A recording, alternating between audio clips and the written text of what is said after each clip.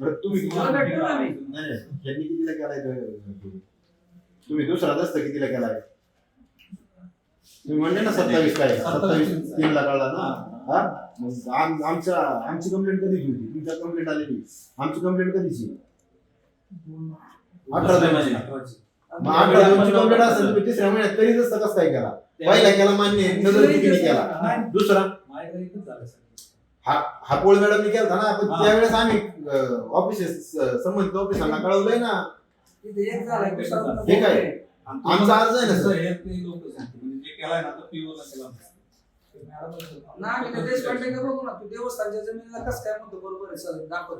त्यांना कळवून सुद्धा परत त्यांनी केलाय ना तिसऱ्या महिन्यात दुसऱ्या महिन्यात आपण कळवलंय तरी पण तुम्ही पहिला केलाय तुम्ही दस्त केलेला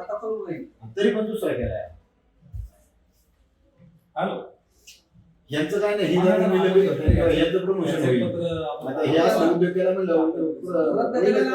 कोर्टात जावं लागतं ना आपल्याला अडचण होती ना त्याच्यामध्ये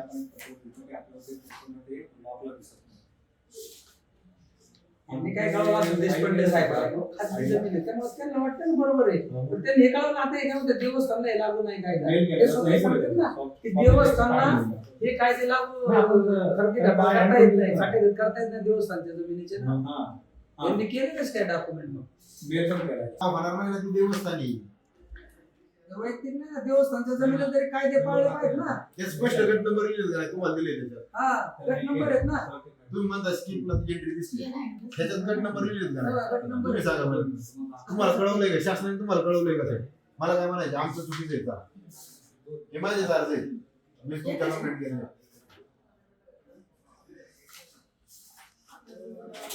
शासनाने तुम्हाला कळवलंय ना या गटावरती सगळ्या प्रकारची बंदी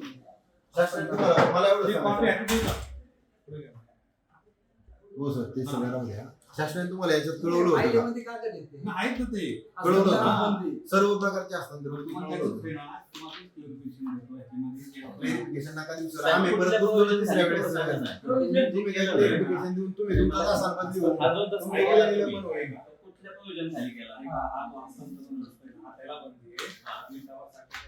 मी आता उभा आहे तो पुणे जिल्ह्यातल्या खेड तालुक्यातल्या दुय्यम निबंधक कार्यालयामध्ये या दुय्यम निबंधक कार्यालयामध्ये जो प्रकार घडलेला आहे तो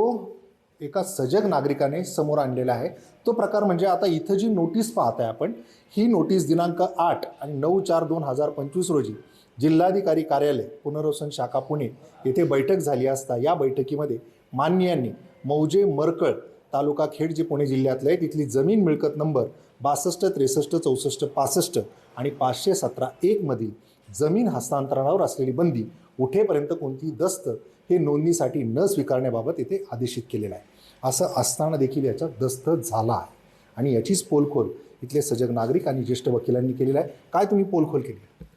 मरकळ गावामधील जे या जमिनीचं बेकायदेशीर दस्त झाल्यात वास्तविक पाहता ही जमीन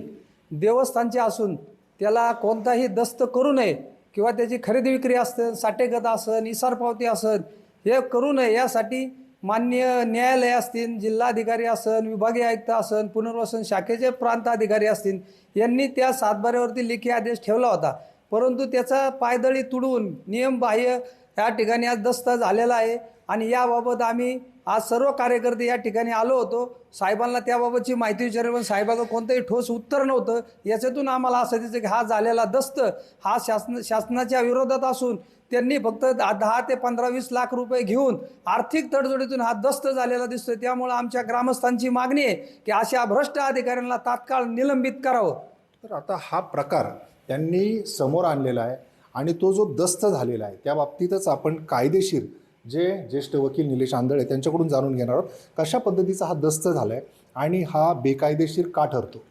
मुळामध्ये आपण जर बघितलं तर ह्या गटामध्ये इतर अधिकारामध्येच स्पष्ट नोंद आहे पुढील आदेशापर्यंत या गटातील सर्व प्रकारच्या हस्तांतरणावरती बंदी असा स्पष्ट उल्लेख असताना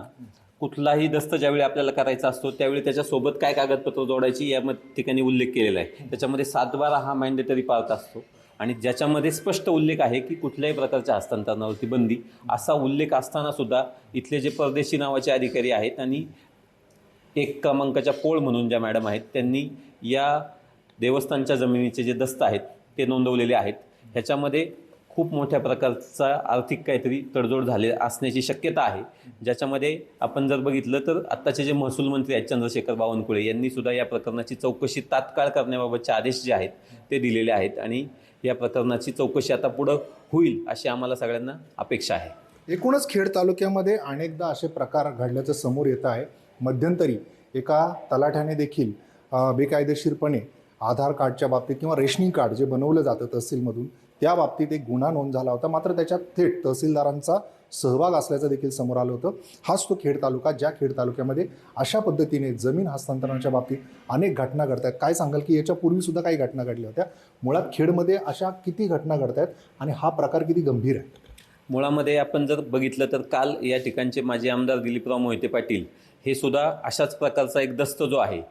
जो नोंदवला गेला होता, ज्याच्यामुळं त्यांनी या ठिकाणी आले आणि या अधिकाऱ्यांना जाब विचारला होता. अशा प्रकारच्या घटना जर वारंवार घडायला लागल्या तर या कार्यालयामध्ये सर्वसामान्य नागरिकांनी यायचं की नाही? एखादा दस्त ज्यावेळी तो नोंदवायला येतो तर त्याच्या मनामध्ये ही भीती निर्माण होणार आहे की आपल्या बाबतीत जे बाकीच्यांच्या बाबतीत होतं ते आपल्या बाबतीत का होणार नाही? तर अशी सगळी परिस्थिती सध्या एकंदरीत महसूल विभागामध्ये आहे. मात्र आता हा जो दस्त झाला याच्या बाबतीत आता काय कायदेशीर कारवाई होऊ शकते? आता हा जो दस्त झालेला आहे याबाबत आम्ही या अधिकाऱ्यांशी चर्चा केली. त्यांचं असं म्हणणं आहे की हस्तांतरण जे कुठल्याही प्रकारचं हस्तांतरण म्हटलेलं आहे त्याच्यामध्ये साठेखती येत नाही असा त्यांचा डिफेन्स होता. मात्र त्याबाबत ते कुठल्याही कायदेशीर प्रक्रिया आम्हाला सांगू शकलेली नाही. आम्ही त्यांना विचारलं की कुठल्या प्रोव्हिजनखाली तुम्ही हे सांगताय किंवा जो दस्त तुम्ही केला तो कुठल्या कायद्यात आणि कुठल्या नियमात केला, त्याच्यावरती मात्र त्यांच्याकडे कुठलंही उत्तर नव्हतं. ते मला बघून सांगतो, चौकशी करून सांगतो, मार्गदर्शन घेऊन सांगतो अशा प्रकारची उत्तरं त्यांनी दिली आणि टाळाटाळ केलेली आहे. त्यामुळं ही जी घटना घडली ही सत्य आहे आणि ह्याच्याबाबतच्या जिल्हाधिकाऱ्यांनी सुद्धा यांना स्पष्ट आदेश दिलेत की याच्यामध्ये कुठले हस्तांतरण होऊ नये. असे जे दस्त आहेत हे बेकायदेशीर ठरणार आहेत. उच्च न्यायालयाने सुद्धा याच्यामध्ये आदेश दिलेत, वक्फ बोर्डाने याच्यामध्ये आदेश दिलेले आहेत. त्यामुळे असे जे झालेले दस्त ह्याच्यामुळे घेणारे आणि देणारे या दोघांची फसवणूक पुढील काळात होणार आहे आणि हे दस्त भविष्यकाळात रद्द होतील. अशा प्रकारे आपण पाहतोय की जे जमीन हस्तांतरणाच्या संदर्भातला जो कायदा आहे तो पायदळी तुडून ज्या अशा पद्धतीचे दस्त होतात त्या बाबतीत आता स्वतः महसूल मंत्री चंद्रशेखर बावनकुळे हे काय प्रकारच्या कारवाईला